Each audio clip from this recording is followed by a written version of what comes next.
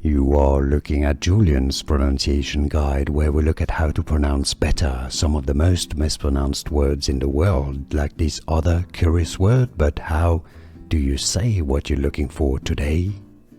So how do you say the name of this supermarket chain or brand? Okay, there are going to be two different ways of pronouncing it. In English, it's certainly said more as Aldi, okay? Aldi. Now, considering it is originally at least a German brand, in Germany it's said more as Aldi, Aldi, okay? So a clearer A sound rather than an O sound, okay?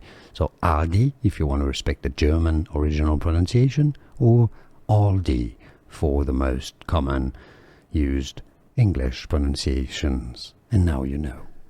Here are more videos on how to pronounce more confusing words and names too many mispronounced. Like this video if you found it useful. I appreciate your support. I'll see you soon and thanks for watching.